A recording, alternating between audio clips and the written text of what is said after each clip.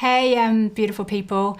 I'm Dr. Sally Bell. I'm a GP with a specialist interest in lifestyle medicine and women's health. But today I wanted to share with you a practice to help us transition times of change and help to build our emotional resilience and mental resilience. I don't know about you, but the last few years have just been full of challenge and change. Like, change really is the only certainty we do have. It's always happening, but it seems so rapid at the moment and so much uncertainty. And I often take comfort or draw wisdom from nature and look at how our bodies are created, how the world is created, and what you see wherever you look, whether you're looking at a tiny cell or you're looking at the seasons outside, we see rhythm and we see seasons.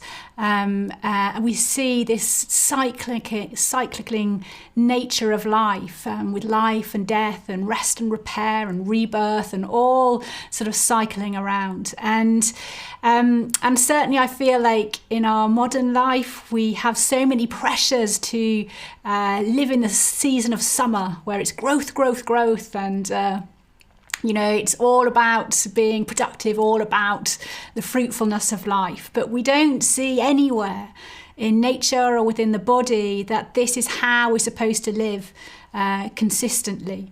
It is a beautiful season to have those summer times in our lives, but there is always a time of reflection, there's always a time of rest, there's always a time of death in some respect, that then goes on to bring new life and a new season of spring and summer. And I wanted to share a practice with you that I found helpful over my life. Now, I imagine there are many.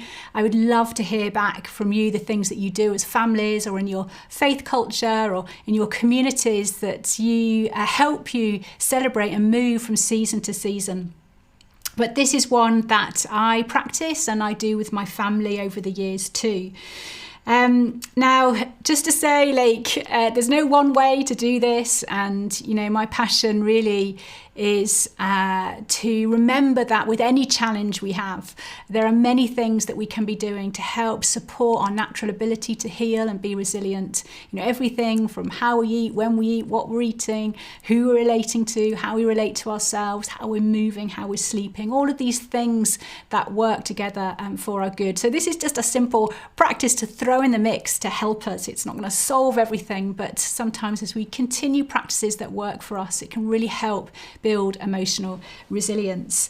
And it's autumn here in the UK, and I lived in Africa, parts of Africa, for many years, and I used to miss autumn. We used to have dry seasons and wet seasons over there, and we didn't have the lovely 4 seasons that we have here in the UK, the winter and the spring and the summer and the autumn. And in our autumn we have all this beautiful change with the leaves and the plants as they sort of let go of their leaves, and winter comes and they stand there sort of naked and bare for a season.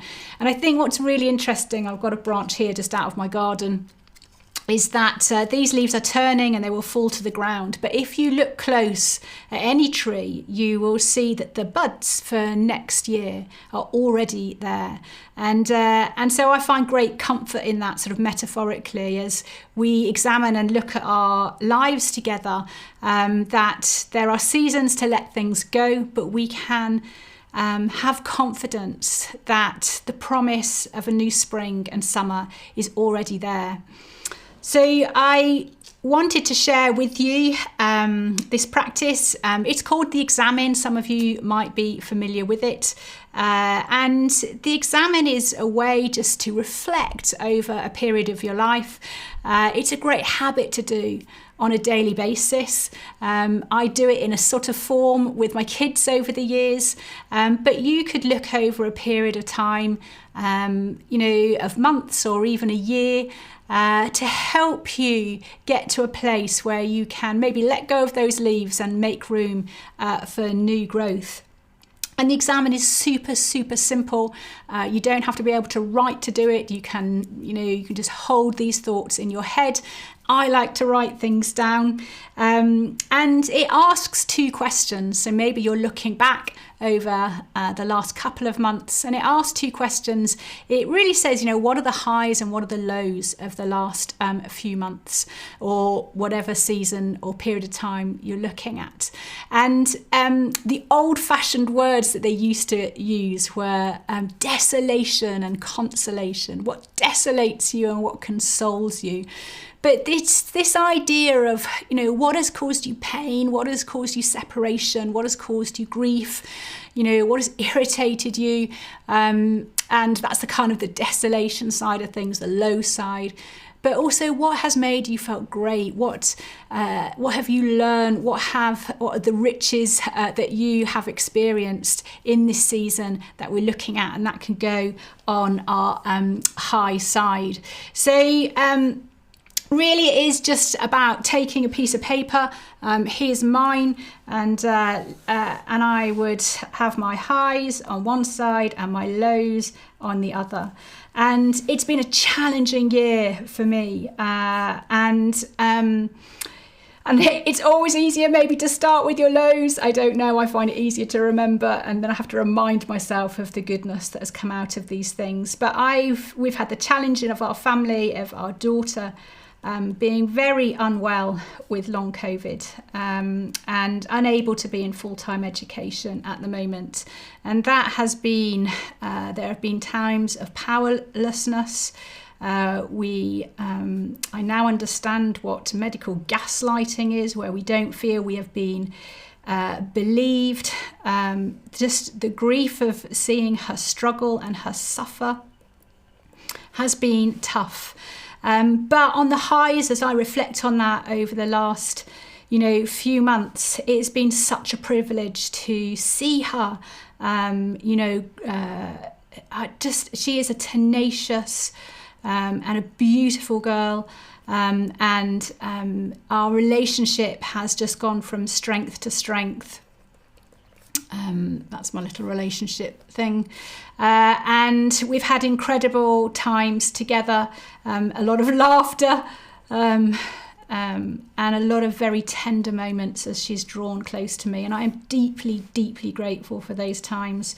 I've had a challenge in my business as well, where a business venture went belly up, and I had saved 5 years of savings and trusted in somebody to help me launch a project, and it didn't work out. And so there was a great loss financially, and a great loss of a dream.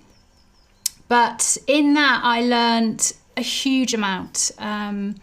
I made some new friendships. So I'm just going to put David and Catherine here. And out of the ashes of anything, there's the opportunity of a phoenix to rise up. And so there are some new, exciting projects on the horizon. And then, these are big things, but there's a huge amount of little things. I love my coffee. Oh no, that definitely goes in the highs. I love my coffee every day. I have loved the walks in nature. I have loved watching the leaves turn. I have loved our family meals most of the time that we share. And there are just lows of, gosh, I'm in perimenopause and my body is aching at the moment, and I'm working through what that is. And sometimes I'm struggling at the moment with brain fog. So as you can see, you can just, make your list like that. And you could go on. And I do this, when my kids were little, we used to go around the table. We've always tried to eat together, as many times as we can through the week. I know that doesn't always work with all families. And I've always gone round, and said, what are your highs and your lows? We don't use that language anymore because we have teenagers and they don't always want to open up. But I think it's a beautiful way to help people express the good, and the challenge in life, which is it's a brilliant, brilliant strength to have, to not be ashamed of our struggle, to be able to share it without being judged, without any shame attached to it, but also reminding ourselves of the good times as well. I'm the kind of person, I'm a bit like Eeyore. I don't know whether you're familiar with Winnie the Pooh, but Eeyore's a donkey who very easily sees the negative in everything. And that's me historically, and I've had to learn to see the goodness and the beauty and the things to be grateful for. And it's been this conscious effort, and as I've done that, it's changed how I see life. But when you've done your list, in the examen, don't rush over the painful times. There might be an opportunity to just cry, to feel the pain of it. It's fine to numb for a little bit in life to get you through situations, but to stay numb is just devastating. We hold our emotional pain and our trauma in our physical body, and our body will have the final say and will say no. So we need to get into this habit of feeling our emotions and be able to move through them. And so, when you've done your list, it's to look through, and acknowledge the pain and the difficulty, searching for the treasures of what you've learned from it.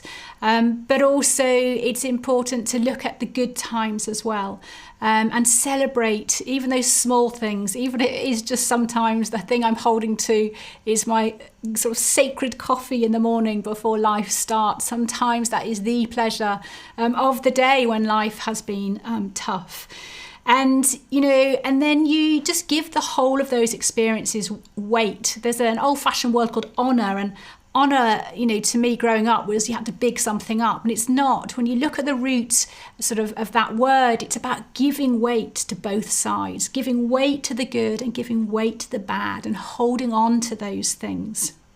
And it's just a lovely practice to do on a regular basis, that kind of being able to let go then of, those leaves and remember the new things and the growth that's coming. I hope that's been helpful to you. It's really simple. What are the highs? What are the lows? Sit with it. Allow the negative emotions to flow, but allow yourself to feel the good too. Give weight to it and then move on. Great to do every night if you got into the practice. I use it regularly and it's not something I do every day, but I know my mental and emotional health is always so much better when I do it regularly and don't wait for the crisis in life. So let me know how you get on, and any questions, thoughts, do just pop them in the comments and have a great day. Okay, bye.